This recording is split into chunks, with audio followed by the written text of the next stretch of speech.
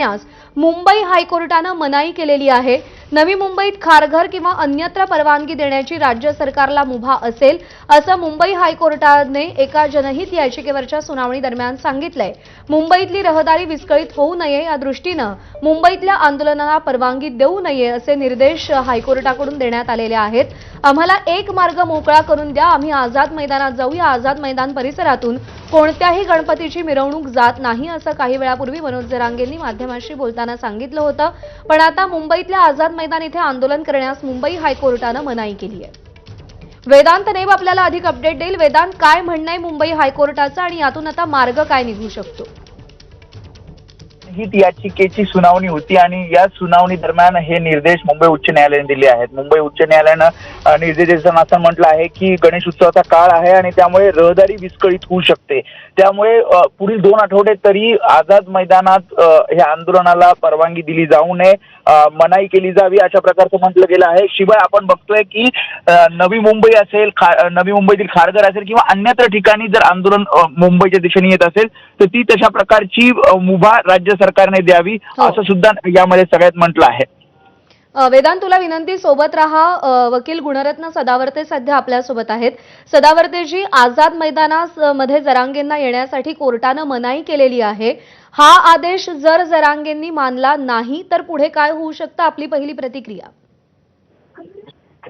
मुद्दा असा आहे की माननीय उच्च न्यायालयापेक्षा कोणी मोठं नाही आणि जरंगे सुद्धा कायद्यापेक्षा, न्यायालयापेक्षा, संविधानापेक्षा मोठा नाही आणि त्याच्यामुळे माननीय उच्च न्यायालयामध्ये 2 याचिका आहेत। एक जी आहे जनहित याचिका आहे आणि दुसरी माझी याचिका आहे आणि आज एका याचिकेवर सुनावणी दरम्यान आझाद मैदानामध्ये जाता येणार नाही, आझाद मैदानात आंदोलन करता येणार नाही हे स्पष्ट झालेलं आहे। आता जे कोणी जरंगेचे गॉडफादर असतील, मास्टरमाइंड असतील, मसीहा असतील, त्यांनी जरंगेला सांगावं की आता no entry in Azad Maidan for 2 weeks. जरंगेला no entry आहे टंके की चोट पे। कोर्टाचा तो आदेश आहे आणि आदेश हा इथल्या देशातल्या प्रत्येक नागरिकाला तो लागू आहे। त्याच्यामुळं जरंगेला आंदोलन करता येणार नाही। सदावर्तेजी, पण आपण पाहिलं की मुख्यमंत्र्यांचे ओएसडी भेटायला गेले होते तेव्हा सुद्धा जरांगे त्यांच्या पवित्र्यावरती ठाम होते की आम्ही मुंबईत येणार, आंदोलन करणारच। हे पहा, कोणाला काय वाटतंय हे काही महत्वाचं नाही, कारण जरंगे काही एवढा मोठा कायद्यापेक्षा आणि नियमांपेक्षा मोठा लागून गेलेला नाही। त्यामुळं मला जे सांगायचं हेच आहे की जरंगेला कोर्टाचा आदेश ऐकावाच लागेल आणि सन्माननीय मुख्यमंत्र्यांचे ओएसडी भेटायला जाणं हे लोकशाहीतल्या प्रक्रियेचा भाग आहे। त्याच्यावर मी जास्त बोलणार नाही, परंतु बेकायदा आणि कोणती परवानगी नसताना जरंगे ज्या प्रकारे व्यक्त होत आहे, जरंगे ज्या प्रकारे लोकांना हंडून पाडून बोलत आहे, महिलांच्या बाबतीत अब्रू जाईल असं बोलत आहे, अरे तुरेची भाषा महिलांना बोलत आहे, या सगळ्या गोष्टी आई बहिणी लोकांच्या काढत आहे। हे लक्षात घेता, जरंगेचं वर्तन लक्षात घेता आणि जरंगेच्या एकूण ऍक्टिव्हिटी सुद्धा आम्ही आमच्या याचिकेत टाकलेल्या आहेत। त्यामुळे हे सिरियस मिसकंडक्ट आहे। न्यायालयाच्या विरुद्ध जाऊन वागणं म्हणजे 6 महिने क्रिमिनल कंटेम्प्ट खाली शिक्षा सुद्धा होऊ शकते। हे वेगळं सांगण्याची गरज मला वाटते नाही। सदावर्तेजी, या आधी सुद्धा ज्यावेळी मनोज जरांगेंनी आंदोलनाचं सगळं पवित्रा घेतलेला होता तेव्हा सुद्धा तुम्ही विरोध केलेला होता आणि आता पुन्हा एकदा मनोज जरांगे आक्रमक होताना दिसतायत मराठा आरक्षणासाठी। तुमची काय भूमिका असेल? मी एकच सांगतो, आझाद मैदानात नो एंट्री आहे। आता 2 आठवडे काही करायचं नाही। न्यायालयाचा निकाल हा सर्वंकष असतो। राज्याच्या सन्माननीय मुख्यमंत्र्यांना, दोन्ही उपमुख्यमंत्र्यांना, सरकारला आणि जरंगेला आणि पोलीस अधिकाऱ्यांना सुद्धा त्याच्यामुळे ह्या निकालाच्या पुढे कोणाला जाता येणार नाही। आणि नो एंट्री म्हणल्याच्या नंतर कोर्टाने रिस्ट्रेन कशाला म्हणतात? कायद्याच्या भाषेमध्ये रिस्ट्रेन म्हणल्यानंतर कुणाला सुद्धा न्यायालयाचा अवमान करण्याचा अधिकार नाही। हे डंक्याची चोट पे आता जरंग्यानं आपल्या डोक्यात घालून घ्यावं, हेच मला आपल्या माध्यमातून जरंगेला सांगणं आहे। एक शेवटचा प्रश्न विचारते, आझाद मैदानात येऊ नका असं जरी कोर्टाने सांगितलं असलं तरी नवी मुंबईत किंवा खारघर अन्यत्र ठिकाणी परवानगी देण्याची राज्य सरकारला मुभा असेल असंही कोर्टाने म्हटलंय। जर अन्य ठिकाणी त्यांनी आंदोलन सुरू केलं तर तुमची भूमिका मागच्या वेळेसारखीच असेल का? आमची भूमिका मराठा भाऊ मागास नाही, त्याच्यामुळे आरक्षणाला विरोध आहे. त्याचबरोबर जरंगेनी परवानगी तर घेऊ द्या, अर्ज तर करू द्या. परवानगीचा अर्ज केल्याच्या नंतर परवानगीच्या नंतर आंदोलन कसं होईल, किती होईल, कुठं होईल याचे ठरेल. कायद्यापेक्षा स्वतःला मोठा मगरूर, माजलेली भाषा, या सगळ्या गोष्टीला मला असं वाटतं की न्यायालयाने जे आज सांगितलेलं आहे हे अत्यंत उपयोगी आहे. ठीक आहे सदावर्तेजी, आभार आपले. आपण सविस्तर प्रतिक्रिया दिलीत एबीपी माझाला त्यासाठी. तर आता आझाद मैदानामध्ये येण्यासाठी मुंबई हायकोर्टानं मनाई केलेली आहे, त्यामुळे आता जरांगेंनी मुंबईच्या दिशेने येऊ नये असं गुणरत्न सदावर्ते यांनी सांगितलेलं आहे. त्यामुळे आता मुंबई हायकोर्टाकडून ही मनाई करण्यात आलेली आहे. मराठा आरक्षण प्रश्नी मनोज जरांगे पाटील यांना आझाद मैदान इथे आंदोलन करण्यास मुंबई हायकोर्टानं मनाई केलेली आहे. वेदांत नेब आपल्याला या सगळ्या संदर्भात अधिक अपडेट देईल. वेदांत, जर मनोज जरांगेंचा सध्याच्या काळातला आपण पवित्रा पाहिला तर त्या पार्श्वभूमीवर आता हायकोर्टानं मनाई केल्यानंतर ते पुढे नेमकं काय पाऊल उचलतात याकडे आपल्या सगळ्यांचंच लक्ष असणार आहे. त्यामुळे काही वेळापूर्वी ज्यावेळी मुख्यमंत्र्यांचे ओएसडी साबळे हे अंतरवाली सराटीमध्ये मनोज जरांगेंची भेट घेण्यासाठी पोहोचले होते, तेव्हा देखील आपण आपल्या आंदोलनावर ठाम आहोत आणि आम्ही आझाद मैदानात येणारच असा इशारा त्यांनी दिलेला होता. त्यानंतर काही वेळातच मुख्यमंत्री देवेंद्र फडणवीस हे रश्मी शुक्ला यांच्या भेटीसाठी पोहोचले होते. चर्चा अशी आहे की जर मनोज जरांगेंचं आंदोलन मुंबईपर्यंत येऊन पोहोचलं तर कायदा सुव्यवस्थेचा प्रश्न कसा राखायचा यासाठी चर्चा त्यामध्ये होऊ शकते. तर तिसरी अपडेट अशी आहे की आता आझाद मैदान येथे आंदोलन करण्यास मुंबई हायकोर्टानं मनोज जरांगेंना मनाई केली आहे.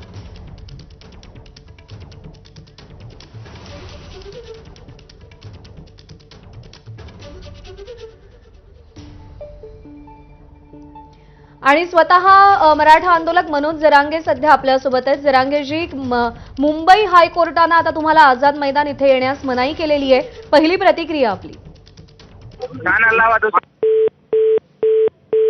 मनोज जरांगेंशी पुन्हा एकदा संपर्क साधायचा आपण प्रयत्न करूया. आरक्षण कार्यकर्ते मनोज जरांगे यांना अधिकाऱ्यांच्या पूर्व परवानगीशिवाय निदर्शनं करता येत नाहीत. आम्ही नवी मुंबई कारगिर किंवा अन्यत्र परवानगी देण्याची राज्य सरकारला मुभा आहे असं हायकोर्ट म्हणतंय. खारघर किंवा अन्य ठिकाणी नाही, मग मला सांगा, मान्य न्यायदेवता जर तसं म्हणते खारघर या ठिकाणी आम्हाला परवानगी देता येते किंवा नवी मुंबई या ठिकाणी परवानगी देता येते, आझाद मैदानावरती काय प्रॉब्लेम आहे? आझाद मैदानावरती अडचण काय? आम्ही न्यायदेवतेचा सन्मान करणारे लोक आहेत, न्यायालयाचा सन्मान करणारे लोक आहेत.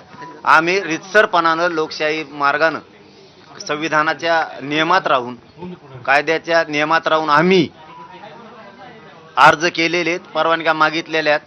त्याच्यामुळं आम्हाला न्यायदेवता 100% परवानग्या देणार म्हणजे देणार. गरीब लोकांच्या वेदना आहेत, गरीब लोकांच्या अडीअडचणी आहेत. कायदा हा जनतेसाठी आहे, त्या जनतेचं घराणं ऐकून घेणं सरकारचं काम आहे, न्यायदेवतेचं काम आहे.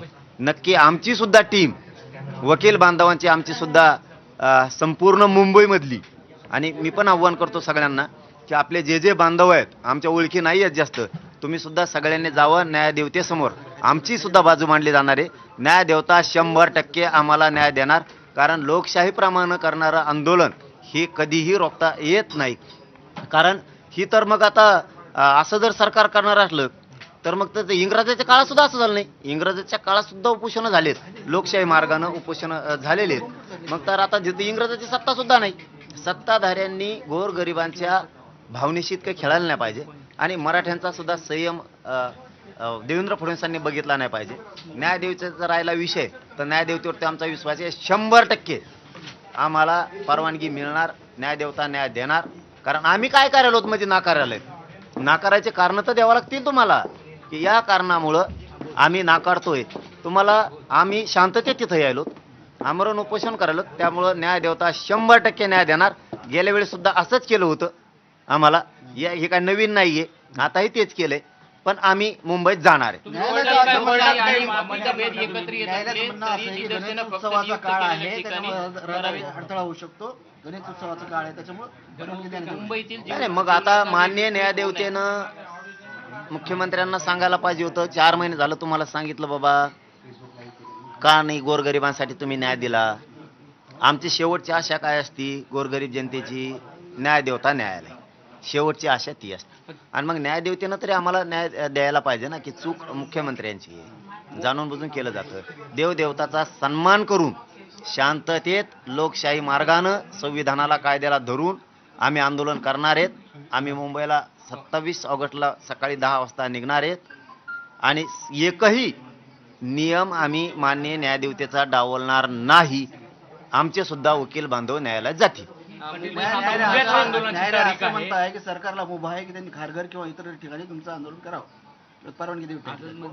फक्त आझाद मैदान नाही. का नाही आझाद मैदान का नाही?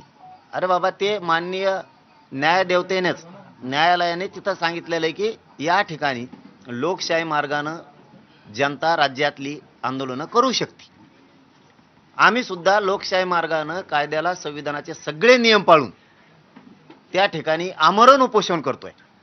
आम्हाला कसं काय नाकारलं जाईल? म्हणजे या राज्यात 2 कायदे आहेत का? सरकारकडं, न्यायदेवतेला नाही म्हणत मी, सरकारकडं 2 कायदे आहेत का? तुम्ही म्हणताल तसंच एक आणि न्यायदेवता म्हणून तसं एक. न्यायदेवतेने तर सांगितलंय तिथं न्यायालयाने की इथं आंदोलनं करू शकतात सामाजिक. तिथंच चाललोय आम्ही. सरकारने किती आडकाठी केली, त्यांच्या जीवावर आले देवेंद्र फडणवीसांचे. आरक्षण द्यायचं कारण आमच्या खऱ्या मागण्यात, रास्त मागण्यात कायदेशीर आहे, त्यांच्या जीवावर आले म्हणून ते असं करतायत. आम्ही हटणार नाहीये. न्याय देवता न्याय देणार. तुमच्या वकिलांचा काही सल्ला घेऊन काही सल्ला मसलत मला आत्ता माहित झालं तुमच्याकडून. जातील आमच्या वकील बांधव, 100% जाणार. आमची बाजू न्यायदेवतेला ऐकून घ्यावं लागेल, आम्हालाही न्याय द्यायला लागेल. आम्ही सगळे नियम पाळून न्यायदेवतेला आजच सांगतो न्यायालयांना, आम्ही तुमचे सगळे नियम त्याचा सन्मान करू. आझाद मैदानावर आंदोलन शांततेत उपोषण करणार, आमरण उपोषण करणार आणि मी 29 ऑगस्टला आझाद मैदानला येणार आहे. पाटील, 2 आठवड्यानंतर सुनावणी ठेवलेली न्यायालयानं. आता 15-16 घंटे राहिले असतील तुमच्या आंदोलनाला, तुम्ही जाहीर केल्यापासून. नाही असं नाही होणार. आम्ही न्यायदेवता न्याय देणार. आमच्या वकील बांधव जातील न्यायाच्या निर्णयावर. त्या प्रक्रियेवर मला काहीही बोलायचं नाही. न्याय प्रविष्ट येते आता, त्याच्यामुळं आमचे बांधव, वकील बांधव सगळे जाणार आणि परवानगी माननीय न्यायदेवता देणार. समजा 2-3 दिवस लांबले, समजा कोर्टानं काही याची न्यायदेवतेवर मी बोलणार नाही, पण सरकारला सांगतो मी उद्या येणार आहे. म्हणजे न्यायालयाचे आदेश, न्यायालयाचा आदेशाचा आम्ही सन्मान करतोय. न्यायदेवता आमच्यावर अन्याय करणार नाही. आमचे सुद्धा वकील बांधव जाणार. आज काही मनासारखं न्यायालयात झालंच नाही तर जर तरला नसतं. न्यायदेवता ही सगळ्यांसाठी. असा दुहेरी कायदा नाहीये.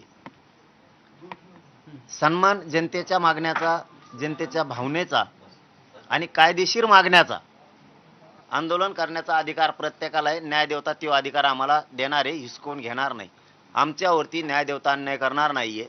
आम्हाला सुद्धा कायद्याच्या मार्गाने लढण्याचा अधिकार आहे, संविधानानं दिलेला अधिकार आहे. त्या अधिकाराप्रमाणे आम्ही लढणार आहेत आणि न्यायदेवता 100% न्याय देणार आणि आमचे वकील बांधव न्यायालयात जाणार. पाटील, आझाद मैदान सोडून दुसरीकडे परवानगी आहे, पण आझाद मैदान का नाही? असा अन्याय सरकारने करायला नाही पाहिजे.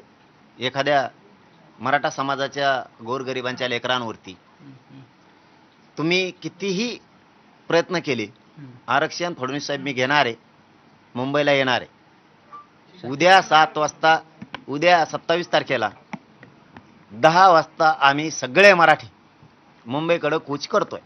यापूर्वी शासनाकडे आधी परवानगी परवानगी मागितली मागितली होती का? सरकारकडे? किंवा तशी सरकारनं परवानगी दिली होती का आझाद मैदानासाठी? सगळं मागितलेलं आहे. तिथल्या टीमा सगळे काम करतात. व्यासपीठ उभारायचं काम चालू आहे. म्हणजे परवानगी दिली होती अगोदर दिली सरकारनं? असं तवाच करायलेत ना मुंबईकर. बरं. उगाच करायलेत का? दिलीच ना परवानगी. मग आता हे सरकारचा खेळ आहे सगळा, फडणवीसांचा, न्यायदेवतेचा नाही. नाही, देणार. मराठा आरक्षणासाठी छत्रपती संभाजीराजेंनी जेव्हा आझाद मैदानावर हे केलं तेव्हा त्यांना परवानगी मिळाली. मात्र आता कुठंतरी द्यायचं जीवावर आलं. आरक्षण बसतंय, रास्त मागण्यात, खऱ्या मागण्यात, कायद्याला धरून येत. आंदोलन बी लोकशाही मार्गाने कायद्याला धरून ये म्हणून त्यांची पोटदुखी येते मराठ्यांविषयी. त्यांना वाटतं मराठीने दगडफेक करायला पाहिजे, जाळपोळ करायला पाहिजे. मराठी ते करत नाहीत. लोकशाही मार्ग आणि कायदा मानणारे मराठी आहेत. त्यांनी शांततेत आमरण उपोषणाची भूमिका घेतली आणि तिथंच सरकार हरलं. आता हे सरकारच्या उचापात्या आहेत, घेणं नाही देणं नाही. कोण जातं हे न्यायालयात आपल्याला? बघा, आमच्याकडून का सरकारकडून? विरोधात कोण जाते? आपलं देवेंद्र फडणवीस, दुसरं कोण? दुसऱ्याला काय घेणं आहे? दुसऱ्यांना वाटतं व्हावा कल्याण. आज OSD आले होते आणि आज हा निकाल लागला. आता काय ते डाव असू शकतो, पण मी आहे ना षडयंत्र तोडायला. मी कशाला आहे? समजा मी असू शकतो, त्याचं काय सांगते. डाव करणं सुरू झाले.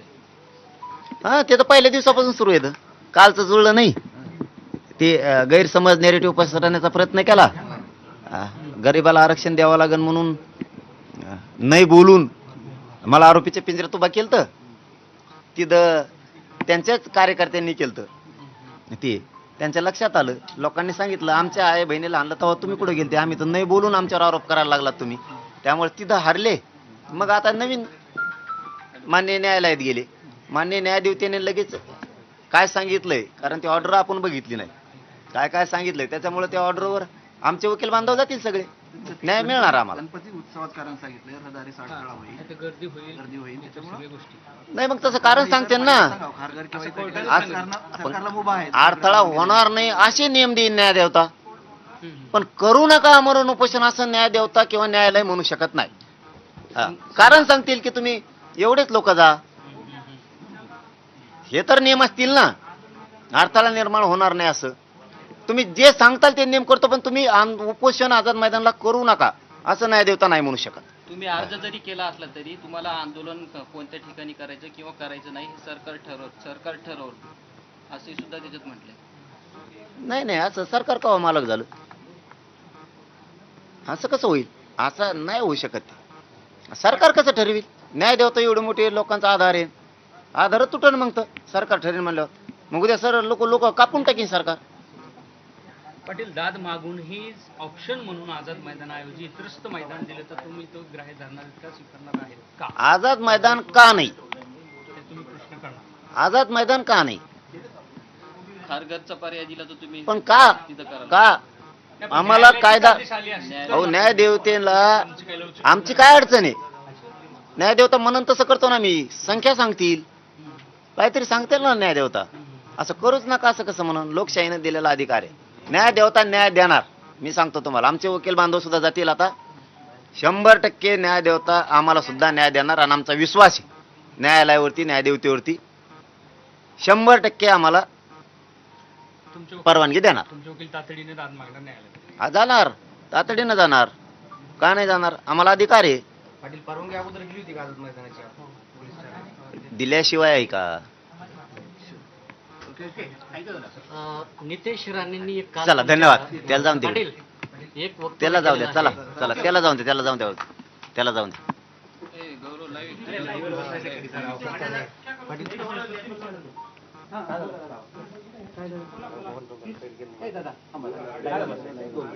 एकच पॉईंट घेतो फक्त. अरे मी नव्हतो सुरुवातीला.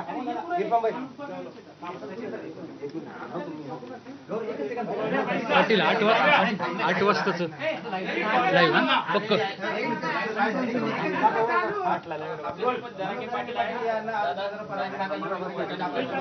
काय सांगाल? परवानगी नाकारली आज.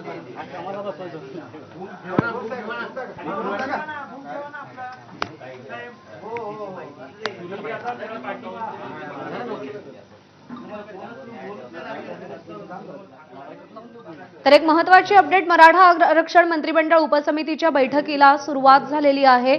उपसमितीचे अध्यक्ष राधाकृष्ण विखे पाटील यांच्या उपस्थितीमध्ये ही बैठक सध्या सुरू आहे. मंत्री आशिष शेलार, उदय सामंत, चंद्रकांत पाटील यांच्यासह इतर मंत्री आणि अधिकारी या बैठकीला उपस्थित आहेत. जरांगेंच्या आंदोलनाच्या पार्श्वभूमीवर या बैठकीला सुरुवात झालेली आहे. एकीकडे अंतरवाली सराटीमध्ये मनोज जरांगे त्यांच्या भूमिकेवर ठाम आहेत, तर दुसरीकडे मुंबईमध्ये आता शासकीय पातळीवर हालचालींना वेग आलाय. आज सूर्यदार एयरपोर्ट में टक्कर चालू है, दोनों एक साथ टक्कर रहे. 100% मी जाणार, उद्या आता मी निघणार आहे, आमरण उपोषण करणार आहे. कारण लोकशाहीचा मार्ग जर सोडला असता, कायद्याचा मार्ग जर सोडला असता, आमचा मार्ग सोडलाच नाही. त्यामुळे काय खचत पिचत नसतो, काय नाही काय. आमचे वकील बांधव न्यायदेवतेकडे जातील, न्याय मंदिर आम्हाला न्याय देणार, आम्हाला पण परवानगी मिळणार. आम्ही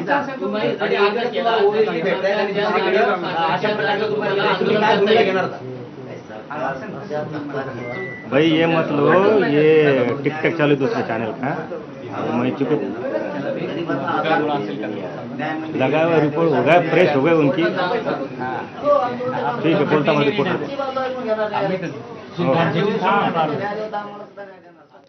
तर आमचे सुद्धा वकील न्यायालयात जातील आणि न्यायदेवता आम्हाला सहाय्य करेल असा विश्वास जरांगेंनी व्यक्त केलाय. पुढची बातमी पाहूया. लाडक्या